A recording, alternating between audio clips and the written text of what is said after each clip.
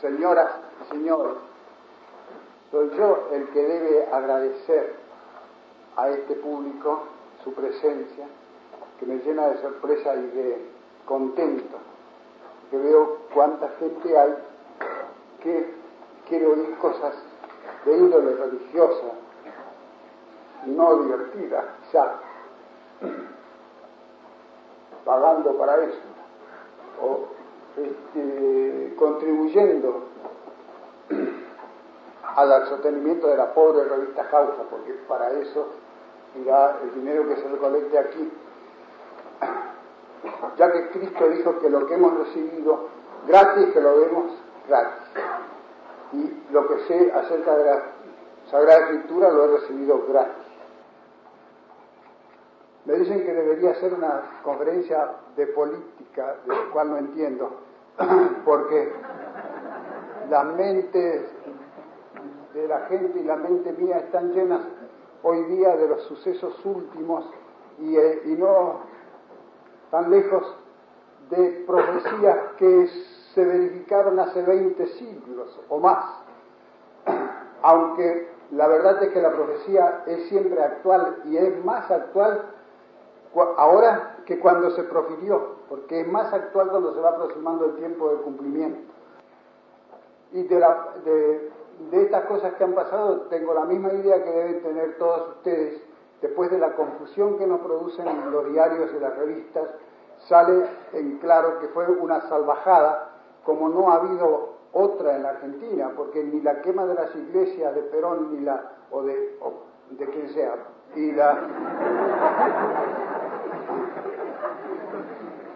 ni la sublevación de los Nardi, donde voltearon casas con a cañonazos, tiene el aspecto de esta salvajada que hemos sabido que ha pasado en Córdoba. Al fin nos hemos penetrado de ella, al fin la fuerza de ver fotografías y noticiarios. No hay ninguna duda de que esto de parte de los estudiantes es una insensatez querer arreglar la universidad por medio de tumultos, y de parte de los que quemaron autos es un atropello criminal, y de parte de los francotiradores que tiraron contra el ejército y la policía, eso es un crimen de mayor cuantía, que está en todos los códigos militares del mundo, está penado con la pena capital. Aquí no lo fusilan, aunque yo creo que subrepticiamente fusilan algunos, sin que nos demos cuenta. Ahora, ¿cuál fue la causa de eso?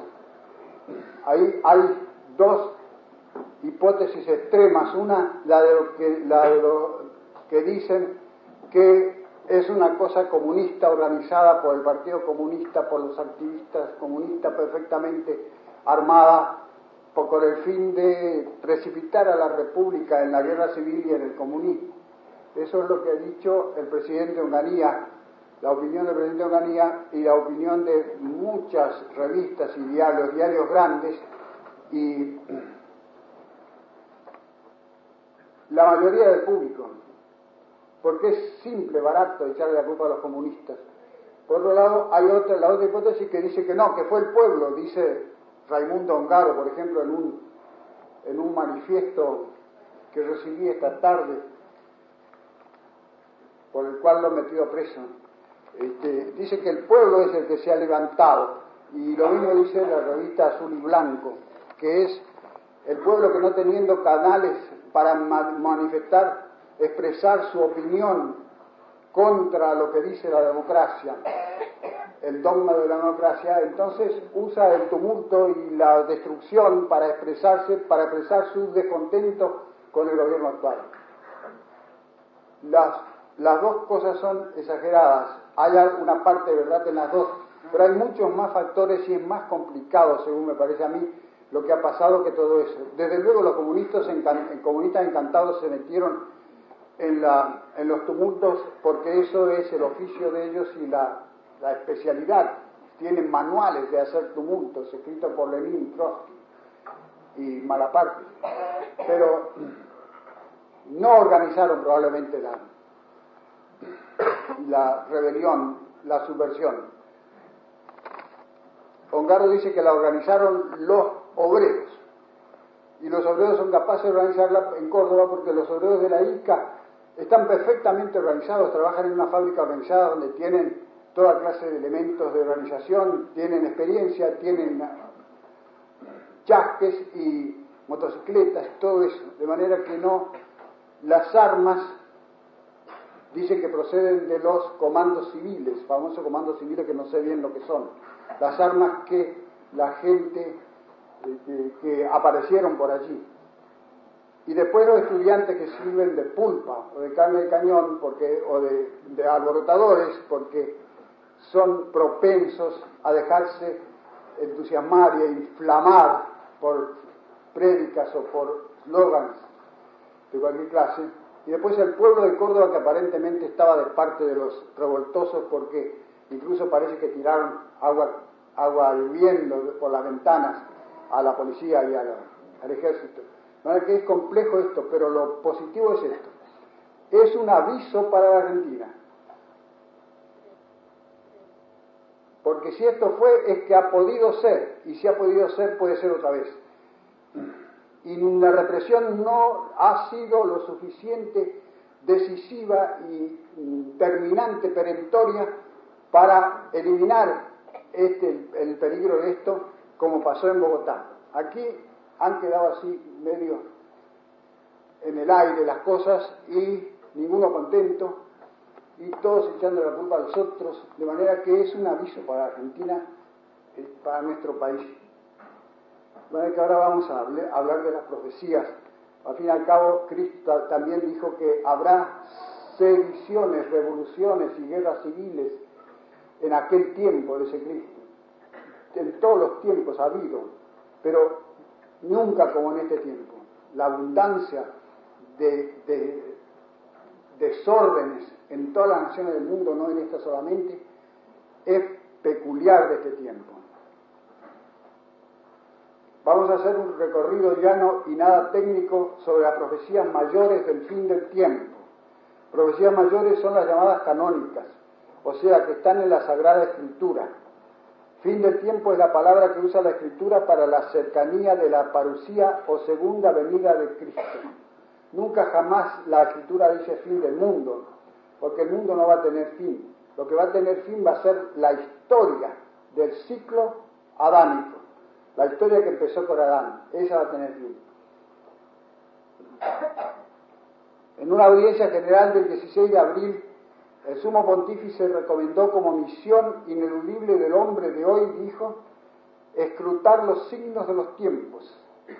Esa palabra, signos de los tiempos, ha sido traída hoy a significar vulgarmente cualquier peculiaridad de la época, pero Jesucristo la usa en el sentido de signos de los tiempos últimos, y en ese sentido el Papa y el Concilio la usan 6 veces. Las profecías han atraído siempre la curiosidad de la gente, sobre todo en los tiempos turbados. Basta recordar las muchedumbres que se agolparon en Fátima de Portugal y en nuestros días en Garabandal de España. La gente se pregunta hoy día, ¿a dónde va a parar este mundo? Desde 1914 esa pregunta se ha vuelto ansiosa. Los testigos de Jehová, que son un grupo curioso, protestante, sostienen que en 1914 se acabó el tiempo de las naciones y comenzaron los tiempos parusíacos. Y se apoyan en un cálculo profético bastante discutible que dice que los tiempos de las naciones van a durar 2320 años y entonces se han acabado en 1914. ¿Por qué? Claro, ellos sitúan el comienzo donde les parece, entonces lo hacen terminar en 1914, pero en fin, no es descaminado decir que desde 1914 estamos en una nueva época. Pero no es la curiosidad lo más importante. Hay otra cosa más importante en las profecías y es la esperanza. Créase o no, las profecías, tanto privadas como canónicas, han sido hechas para consuelo, como dice San Pablo, ad consolación. Con esa intención hablo yo ahora, y no para satisfacer una vana curiosidad. Parece mentira, porque las profecías suelen anunciar calamidades. Y las profecías canónicas, la mayor calamidad, la calamidad por excelencia, la mayor tribulación que ha habido en el mundo desde el diluvio acá, dijo Cristo. O sea, como la agonía de este mundo, con todo lo que está dentro de él. Y sin embargo, Cristo termina su predicción, que está en Mateo capítulo 24, diciendo que cuando veamos se cumplen esas cosas pavorosas, por cierto, levantemos las cabezas e incluso nos alegremos. La razón es que las congojas que nos aquejan ahora y han aquejado también en otros tiempos a los hombres, están descritas de antemano como pasaje a un estado feliz del hombre, definitivo. Y esta persuasión de esperanza es el fuste de la religión cristiana, como fue el fuste de la hebraica. O sea que los últimos dolores, que serán los más grandes de todos, no son agonía, sino parto. Y esta metáfora del parto la usan literalmente tanto Jesucristo como su discípulo Juan el Apocaleta. Así pues, recurrimos aquí contra el miedo al único remedio que hay, que es la profecía. Me dirán que los que tienen miedo son unos cuantos locos, que la masa de la gente negocia, junta plata, se casa, se divierte, farrea, va al cine, contempla televisión y compra revistas descocadas. Y eso lo hacen, preguntaré yo, con tranquilidad o con afán. Lo hacen con fiebre y afán para aturdirse, porque tienen miedo, necesitan aturdirse. La especie de fiebre de diversiones, placeres, pamplinas y liviandades que sufren hoy día las masas probablemente tienen detrás el temor y obedecen a la necesidad de aturdirse. No hay más que ver una cancha de fútbol o un ring de box para ver el estado de febrilidad en que está la gente, en un estado de febricitante, no en un estado de tranquilidad, ni de diversión, ni de alegría, ni de gozo, ni de júbilo. La realidad es que hoy día la más grande emoción aislada que domina nuestra vida es el temor, dice David Lawrence en USA News and World Report, octubre de 1965, una de las principales revistas de Estados Unidos. Podría multiplicar frases como esta pronunciadas en USA por gente de gran predicamento. Una plaga de desafuero y violencia está arrasando ahora el globo, dice el principal diario de Estados Unidos, Times, 6 de junio de 1968, es decir, hace un año justo hoy. Ahora surge la discordia y la violencia de un extremo del orbe al otro, dice el mismo día la revista arriba dicha, o sea, USA News. Más de 100 millones de americanos morirían en caso de un ataque nuclear soviético. Si llegase a incluir los grandes centros urbanos, el número de muertos sería de 149 millones, dijo el ministro de Defensa yanqui en 1965. He aquí la causa principal del miedo, la bomba. Muchas otras frases de terror como estas trae la revista protestante Despertat del mes pasado, de la cual hablaremos otro día. Lo notable es que los yanquis y los argentinos, que no creen ni quieren creer nada de las profecías, pasan de un extremo de pesimismo a un extremo de optimismo, como el autor del libro Nuestro futuro nuclear, el ingeniero nuclear Teller, que después de anunciar el pavoroso poder y los pavorosos efectos de las bombas que él está ayudando a fabricar, concluye prediciendo en vacuo que eso conducirá a una vida más feliz de toda la humanidad, aunque sea, dice él, a costa de la vida de unos cuantos inocentes. ¿Cuántos inocentes más o menos? 149 millones. Y este es otro de los efectos del miedo actual. Imaginaciones desaforadas de un futuro paradisíaco de la humanidad al cual no hay que hacerle caso, logrado con solo la fuerza del hombre, no se sabe cómo y sin el menor fundamento.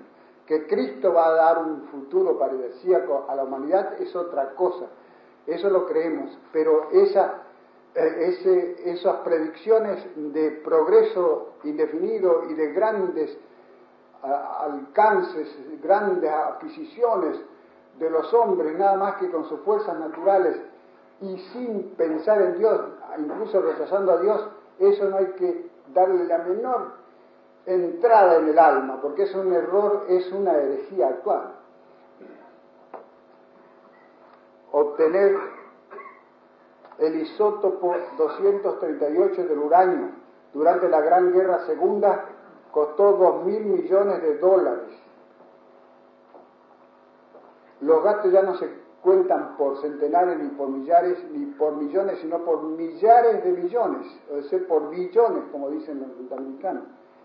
Lo cual, unido a los gastados para mandar esos cohetes o balas huecas con hombres adentro a la Luna, da una suma no imaginable, lo bastante para regalar $1 millón a cada uno de los hambrientos de Estados Unidos, calcula la revista Time. Y sobra.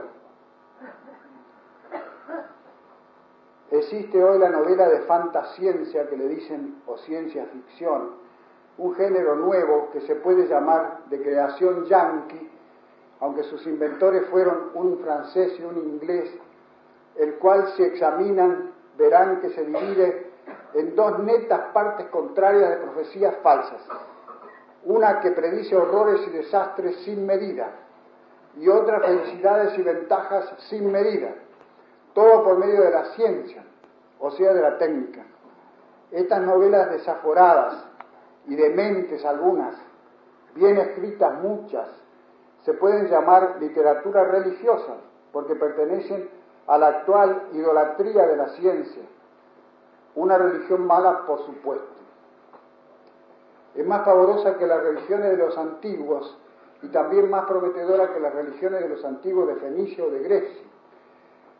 Pero es una herejía cristiana que parodia la escatología cristiana. La escatología cristiana, que es la ciencia de los últimos tiempos o de las últimas cosas, eso significa escatología, predice una agonía o un parto muy difícil, como he dicho antes, y después un estado de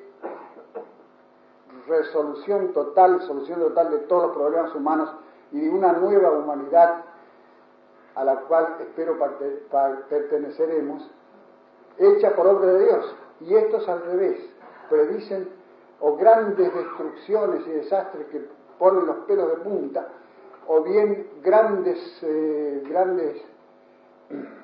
felicidades, conseguido todo sin Dios, sin ninguna clase de Dios, al contrario, yendo contra los mandamientos de Dios. Es una especie de escatología especial, actual, herética. Y estos libros, de los cuales yo he leído una cantidad, pero ni siquiera la centésima parte de los que hay, son los que más se leen en Norteamérica, más que las novelas policiales. Y son libros religiosos en el fondo, porque exigen una fe y intentan dar lo que da la profecía católica, o sea, esperanza, o lo que da la predicación católica del infierno, por ejemplo, o sea, temor. Intentan hacer eso. Toda esta desmesura intelectual, especie de locura, de hecho, algunos de estos fantasciencios, por ejemplo, Sturgeon, son locos, viene del desprecio de las profecías verdaderas, cuyo vacío se llena con profecías falsas. Despreciando estas profecías supersticiosas e idolátricas, nacidas de la idolatría de la ciencia, descansemos en las serias, en las dignas de ser examinadas. Ellas son de tres clases: profecías naturales, profecías privadas y profecías canónicas. Estas últimas se reducen a profecías de Cristo, profecías de Pedro y Pablo, profecías del Apocalipsis, o sea, en total, el Nuevo Testamento, el cual corona las profecías del Antiguo Testamento. Primero, profecías naturales. Son las que no proceden del uso sobrenatural, o sea, no son milagrosas, mas proceden de las facultades cognitivas del hombre, o sea, de su razón, su conocimiento de la historia y una especie de intuición poética que los lleva a figurarse el futuro porque están empapados del pasado, del cual prolongan las líneas de fuerza. Así vemos que muchos grandes talentos han predicho el advenimiento de sucesos próximos que de hecho han venido. Así, por ejemplo, Donoso Cortés predijo en 1850 más o menos la caída del imperio inglés y el surgir de Rusia, y también la guerra mundial que estaba a más de 50 años de distancia, la cual también predijo por su parte Federico Nietzsche, y Belloc en su libro El Estado Servil predijo el estado actual del neocapitalismo o neoliberalismo, solapadamente esclavizador, la restauración del estado servil, o sea, del estado de esclavitud.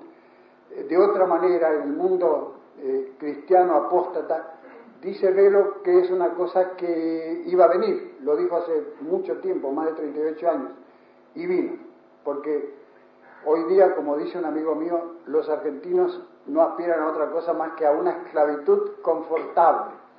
Y esclavitud tenemos bastante. Esa esclavitud cómoda la proporciona hoy día el llamado neoliberalismo o progresismo. Por lo menos la promete, a veces no la proporciona nada. No queremos tanto desarrollo, queremos más libertad y más tranquilidad, dice la gente pobre, y lo que dice Raimundo Ongarva ahí en este papel.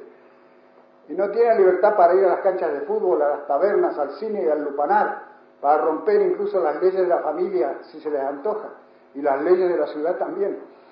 Y van a ver la cantidad de autos y televisores y de átomos para la paz que va a fabricar Krieger Bacena dentro de poco. Esclavitud confortable, libertad para los vicios, completa falta de tranquilidad. Y en ese tiempo andarán los hombres angustiados por los ruidos del mar y de sus ondas, dijo Cristo. El mar en la Sagrada Escritura significa el mundo en contraposición a la religión que es significada por la tierra firme, y las ondas del mar son los grandes sucesos del mundo. Además de los tres hombres geniales que dije arriba, Donoso Cortés, Belloc y Nietzsche, suelen citar como profetas naturales a San Agustín, Nicolás de Cues, Savonarola, Juan Bautista Vico, Kierkegaard, Soloviev e incluso al poeta Heine y a Rousseau. Aquí mismo un amigo me decía anoche que Ramón Dol fue una especie de profeta en la Argentina porque escribió artículos de crítica hace 30 o 40 años que usted los lee hoy y se han verificado lo que dijo. Lo que dijo Dol, por ejemplo, acerca de la carrera de Borges. Dol profetizó la obra de Borges y se cumplió así como él había dicho hace como 30 años. Es decir, son predicciones, no son profecías. Es la agudeza natural de la cabeza de algunos que llega a ver adelante porque conoce mucho de lo de atrás. Es decir, prolonga lo de atrás y ve lo que va a pasar adelante. Segundo, profecías privadas. Las conocemos, hoy día hay muchas, siempre las ha habido. Estas son de índole sobrenatural, cuando no son falsas. De cada 100 visiones o revelaciones privadas, una sola es auténtica, dijo San Pablo de la Cruz, fundador de los pasionistas. Es exagerado, evidentemente, ¿no? Demasiado poco. Pero la verdad es que de las modernas la Iglesia solamente ha probado las de Lourdes y Fátima, y eso indirectamente. Y las de Vanneux y Boring en Bélgica, aprobadas por los obispos diocesanos. Estas profecías son proferidas para consolar al pueblo cristiano en una coyuntura dada, o para prevenirlo o para amonestarlo. Son parciales y locales. Si no tienen nada contra la fe, la Iglesia suele guardar reserva y no pronunciarse.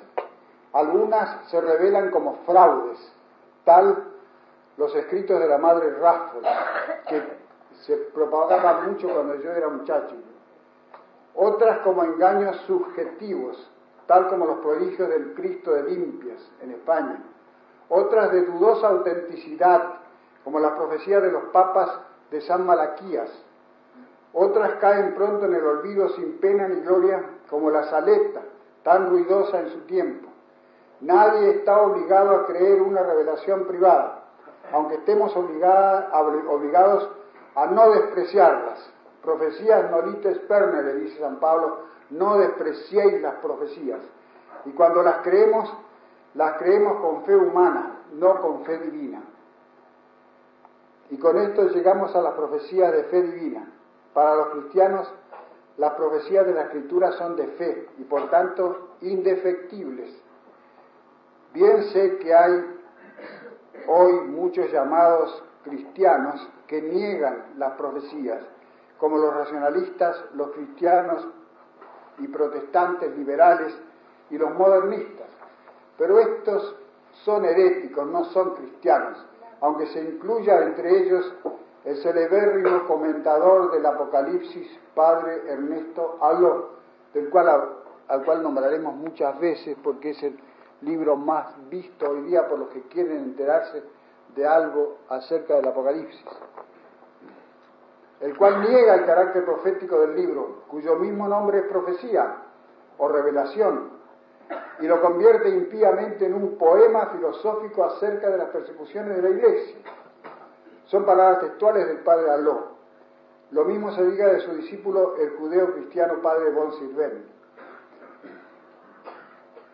Los cristianos creemos que las profecías de la Escritura son nada menos palabras de Dios, pero la dificultad está en la interpretación, en la cual uno se ve arrojado a una selva intrincada de opiniones diversas, de donde muchos sacerdotes, incluso sabios, optan por dejarlas a un lado.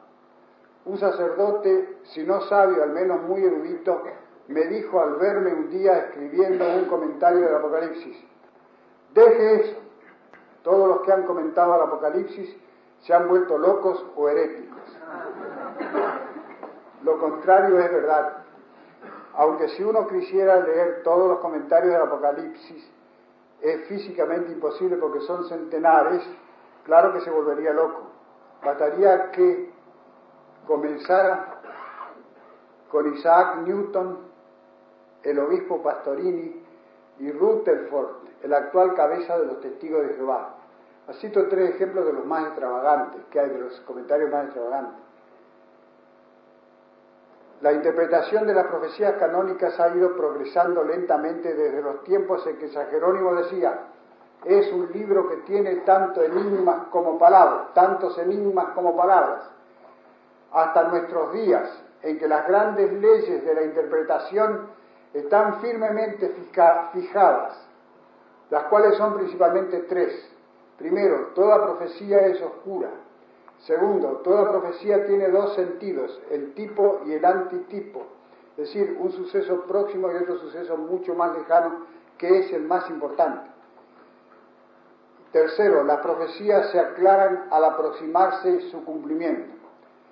Además, respecto al Apocalipsis, tenemos las 2 reglas de la recapitulación y la historicidad, que vienen de los primeros intérpretes: San Justino Mártir, siglo II, Ticonio, siglo III, San Agustín, siglo IV, de los cuales hablaremos más adelante. Recapitulación quiere decir que el libro del Apocalipsis no está escrito en línea recta como un relato o una crónica histórica, sino que es un relato que llega un momento, se para y vuelve atrás y empieza de nuevo. Es la recapitulación que veremos más tarde. Y la historicidad significa que probablemente el Apocalipsis es una profecía de todo el tiempo de la Iglesia, desde la ascensión de Cristo hasta los últimos tiempos, pero con una referencia constante a los últimos tiempos, como si uno se pusiese ya en el final y desde allá mirase todo el recorrido de la Iglesia hasta ese punto. Eso le llaman la historicidad, que comienza en el siglo XIII, más o menos. Pero ya San Agustín había dicho: todo el tiempo que este libro encierra comienza desde la ascensión de Cristo desde la primera venida de Cristo hasta el fin de los tiempos, en que será su segunda venida, dice San Agustín. Yo me puse a escribir hace 6 años un comentario del Apocalipsis, principalmente para mi propio provecho, a riesgo de ser tomado por herético o loco, apoyándome en toda la tradición de 19 siglos justamente porque encontré en la Iglesia actual una extensa y vehemente sospecha y esperanza de que el fin del tiempo está próximo. Inúmeros nombres, algunos de la mayor autoridad, formulan esa sospecha o esperanza. San Pío X, Paul Claudel, Belloc, Dawson, Frank Duquesne, Maritain Joven, Straubinger y más atrás Newman, Soloviev, Donoso Cortés, Joseph Pieper, y entre los artistas Selma Lagerlöf, Roberto Hugo Benson, Antonio Boucher, Nedley, y entre nosotros Gustavo Martín Subirías en su novela 666, y entre los videntes Catalina Emmerich, Teresa de Conneroy y las niñas de Garabandal, y otros muchos menores que estos. Hay dos iglesias protestantes, no sectas. Ahora no hay que llamarlas más sectas, hay que llamarlas iglesias. Pero, de todas maneras, si son sectas, siguen siendo sectas que ustedes llaman iglesias. Que predican vehementemente la cercanía del fin del mundo y casi ninguna otra cosa. Los adventistas y los testigos de Jehová. La razón por qué todos estos estiman próximos los últimos tiempos es porque ven o creen ver los signos cumpliéndose. Unos ven unos y otros ven otros. Pues saben ustedes que Jesucristo dejó notados unos 7 signos de su segunda venida y mandó estuviésemos atentos a ellos.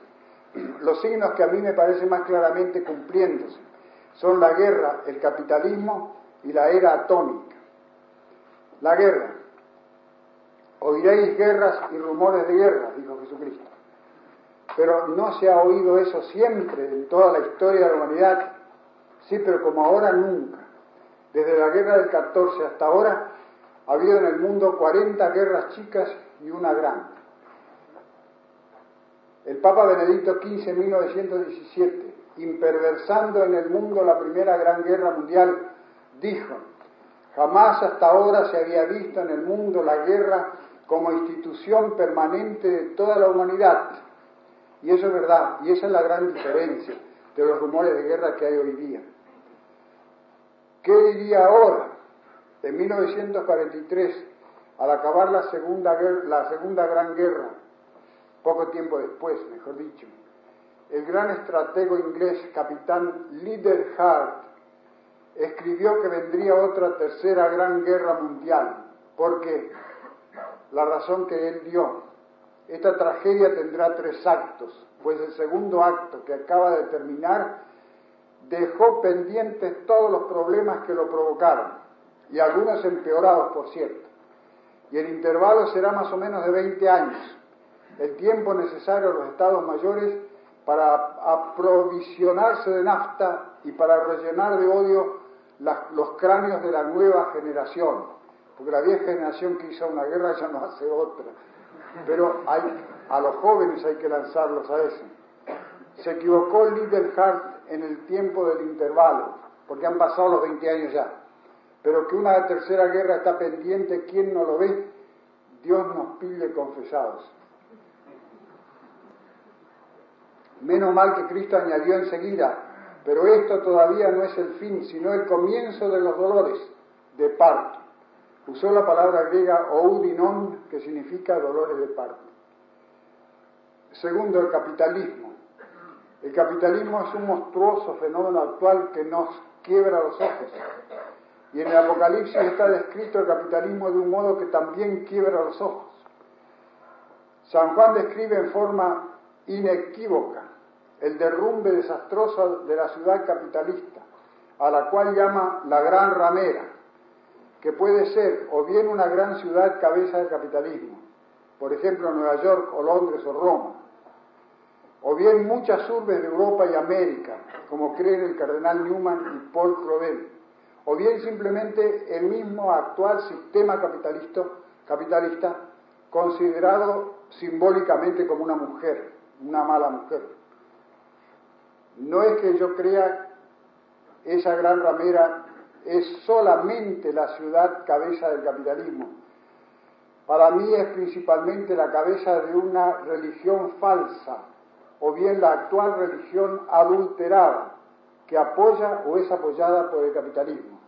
Porque en el texto sacro está claro que esa gran ramera que está sentada encima de un dragón rojo propaga una falsa religión. Está borracha con la sangre de los mártires, dice San Juan. Tercero, la era atómica.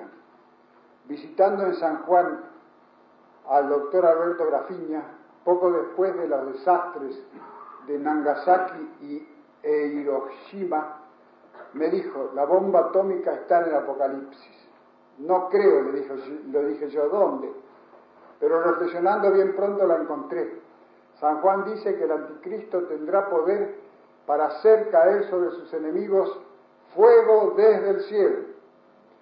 La gran bola de fuego de 1,5 kilómetros en Hiroshima. Actualmente calculan tendría un diámetro mucho mayor, 1 legua por lo menos. Una bola de fuego de 1 legua de diámetro. Estados Unidos tiene almacenadas 40.000 bombas nucleares, más poderosas que las 2 primeras. Rusia no sabemos cuántas. China ya tiene sus 6 o 7 bombones de muerte. En su libro sobre la bomba atómica dice el filósofo alemán Carlos Jaspers: hay que hacer que la humanidad esté atenta a lo que la situación actual tiene de monstruoso. Millares de voces debieran, a su modo cada una, renovar sin cesar este llamado. No es hora de dormir. La rapidez de relámpago con que se suceden desde pocos años a los descubrimientos científicos, el misterio que los rodea, la fabricación de bombas ante las cuales la de Hiroshima es un juguete de niños. La bomba H tiene un poder 1.000.000 de veces mayor que la bomba clásica. El cálculo de los desastres que podrían producir, los peligros de sus ensayos, han creado una tensión, una psicosis que es peculiar de nuestro tiempo. Pero este es uno de los que se ilusionan con falsas esperanzas, porque él dice que hay que arreglar todo eso, que hay que arreglarlo, y para arreglarlo dice que hay que ser razonables y tener gobernantes razonables, y conseguir que haya gobernantes razonables. ¿Y cómo vamos a conseguir gobernantes razonables si no se encuentran ni en el mercado ni en ninguna parte? Entonces, ¿qué vamos a hacer? Si todos se vuelven razonables, por supuesto que no va a haber ningún peligro para la humanidad. Pero ahí está la cosa, que desde que el mundo es mundo, los hombres no han sido todos razonables, ni siquiera la mayoría. Estos signos a mí me parecen claros, otros veremos más adelante. Los sucesos contemporáneos muestran claramente una faz apocalíptica. Cada día leemos en los diarios acontecimientos de miedo. Por ejemplo, la bomba atómica, amenazas de la tercera gran guerra, viajes espaciales que se dirigen en el fondo a la guerra. El movimiento unimundista que quiere hacer una sola nación de toda la humanidad. Crisis en la Iglesia, crisis de fe y autoridad, agitaciones internas en las naciones, sediciones, tumultos, revoluciones, guerras civiles, hambre.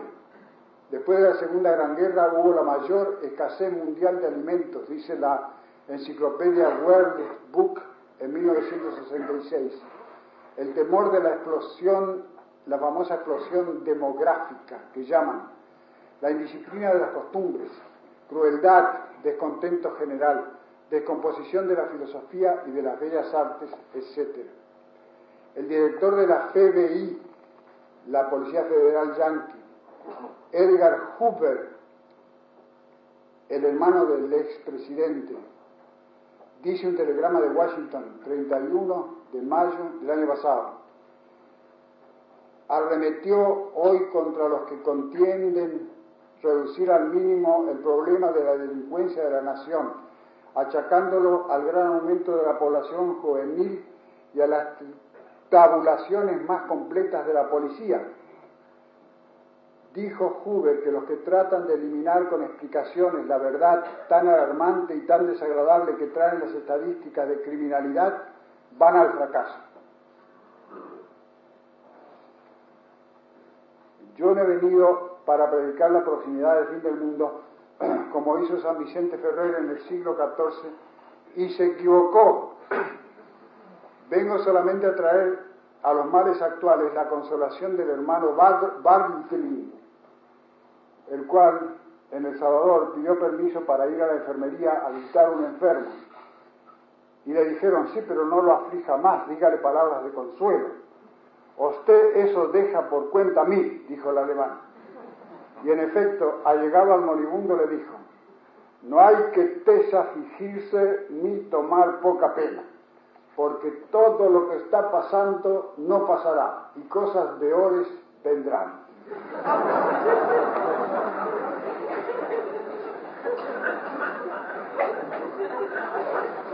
Así cuando las revistas argentino-judaicas me dicen, la iglesia está en crisis, está por zozobrar, yo respondo, Cristo dijo, cuando yo vuelva, ¿creéis que hallaré la fe en la tierra? Cuando me escriben, ¿qué pasa con los sacerdotes? ¿Qué me dice del obispo peruano Cornejo? Yo respondo, según San Pablo, algún día debe venir una gran apostasía. Cuando me dicen, ¿están locos los hombres que todavía piensan en otra guerra? Respondo, Cristo dijo que todo eso sucederá, pero todavía no es el fin, sino más bien el comienzo de algo que será arduo, pero al fin y al cabo feliz. Y así sucesivamente. O sea, no hay que desafligirse ni tomar poca pena, porque todo lo que está pasando no pasará y cosas peores vendrán.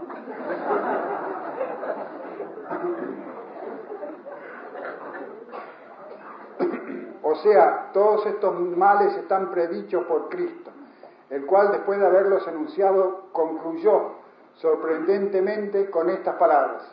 De la higuera aprended una comparación. Cuando veis que retoña y veis las hojitas verdes, decís, cerca está el verano. Así cuando veáis todas estas cosas comenzando a suceder, levantad vuestras cabezas, porque vuestra salvación está cerca. A esta luz debemos mirar la crisis odierna y ver que ella plantea una alternativa, pues o se resuelve o no. Si no se resuelve, bien, entonces vige el imperativo de Cristo, levantad las cabezas, porque los signos se cumplen. Así como está ahora, esta crisis es la más grave que ha habido en la humanidad, tanto en la extensión, pues es mundial, como en la intensidad, pues afecta no solo al mundo civil, sino a la iglesia, la política y la religión, la muerte corporal, la apostasía y la desesperación del alma. No vivimos en tiempos comunes, esto nunca se ha visto. La moralidad en que hemos crecido está siendo desechada, Dios ha sido destronado, el sexo ha sido deificado, dice un diario de Australia en 1964. Muchos se contentarían con que las cosas quedasen así nomás como ahora, pero no es posible, las cosas se mueven necesariamente y ahora se mueven para abajo. Los acontecimientos se precipitan, como decía un viejo loco que había en mi pueblo cuando yo era muchacho, en tiempo de la guerra del 14. Vivimos en una nación tilinga, me dijo un amigo el 25 de mayo, pero aceptémosla, porque aquí nos hizo nacer Dios y al fin de cuentas no encontraremos otra mejor. La otra alternativa es que el mundo se arregle. Muchas crisis ha pasado el mundo que se han arreglado. Cuando la gente creía no se podían arreglar, como el siglo XIV, por ejemplo. La más conocida, la del siglo XIV, cuando San Vicente Ferrer, como está dicho, predijo desde Valencia a Irlanda, en toda Europa, que se venía el fin del siglo y que venía el anticristo. Para que esto suceda, es decir, la solución de la crisis actual, es necesaria la conversión de Europa, en la cual tanto esperaron Belloc y su amigo Chesterton, que trabajaron tanto para traerla. Hay que decir que este inmenso suceso feliz no contradice la profecía del Apocalipsis, es decir, puede arreglarse la crisis actual y no sería contrario a la profecía del Apocalipsis, porque en él hay un pasaje algo oscuro, bastante oscuro, que parece predecir un periodo de paz y de calma, de corta duración, antes de la aparición del Anticristo, o sea, antes del séptimo sello. Esta alternativa la pone Belloc, gran historiador católico, en dos de sus libros, Las grandes herejías y Survivals and New Arrivals. Esta última no está traducida, Las grandes herejías está traducida. En este libro Belloc acentúa la posibilidad de una salida, es decir, en cosas que sobreviven y cosas que llegan de nuevo, Survivals and New Arrivals. Acentúa la posibilidad de una salida, diciendo: vivimos en un estado no solamente de confusión, decepción e iracundia, sino también un momento de oportunidad para la fe. Todavía no ha aparecido la contrarreligión, o sea, la última herejía, que se está aproximando. Y en este momento surge la oportunidad para la fe de tomar la iniciativa después de su largo cerco de 300 años. Pero otro evento posible entre estos dos, o sea, entre la conversión de Europa y el advento del Anticristo, yo no veo, dice Belloc, con el peso de su inmensa autoridad de historiador. En el otro libro, Las grandes herejías, el acento está puesto más bien en la otra eventualidad. De estas dos cosas, dice, una tiene que ocurrir. Uno de dos resultados tiene que definirse en el mundo actual y no muy lejos. Belloc describe largamente la última herejía, que llama el ataque moderno, a falta de nombre mejor. Él propone varios nombres, como por ejemplo el modernismo, pero es diferente, es más virulento que el modernismo del siglo pasado. Propone el nombre de álogos, alogismo, que significa contra la razón o sin razón, y otros nombres. Pero la cuestión es que este progresismo vago que nos está rodeando y tiene tantas formas diferentes, no tiene nombre propio todavía. Posiblemente el dragón está esperando que aparezca un genio religioso maligno que convierta en una religión universal todas estas tendencias heréticas que hay por todas partes hoy día diseminadas. Y eso también está profetizado en el Apocalipsis y se llama la segunda bestia, o sea, el pseudo profeta. El ataque moderno a falta de nombre mejor, que es lo que el siglo pasado se llamó cristianismo liberal, protestantismo liberal y modernismo, herejía en la cual Newman y más atrás el padre Lacunza vieron a la religión del Anticristo. Su fondo es el naturalismo religioso, que es tan viejo como la Iglesia o casi. El naturalismo religioso consiste en borrar el pecado original y todo lo sobrenatural, y apropiarse de todo lo bueno que trajo la Iglesia como moralidad y como progreso y como comodidades temporales que trajo a Europa, a la cual civilizó. Apropiarse de todo eso y atribuirlo al talento del hombre, a la cabeza del hombre. Y lo que pasa es que el hombre lo echa a perder, apenas lo dejan solo. Belloc termina con las palabras con que quiero terminar yo mi disertación. Los hombres equivocados e ignorantes que hablan ahora vagamente de iglesias están empleando un lenguaje hueco. La anterior generación podía hablar, por lo menos en los países protestantes, de iglesias. La actual generación no puede hacerlo. No hay muchas iglesias, hay una sola. Está por un lado la Iglesia Católica y por otro su mortal enemiga. El campo está cerrado. Estamos así ante el problema más trascendental que haya surgido nunca ante el espíritu del hombre. Estamos pues en la bifurcación de caminos por donde pasará todo el futuro de nuestra raza. Nada más. Muchas gracias.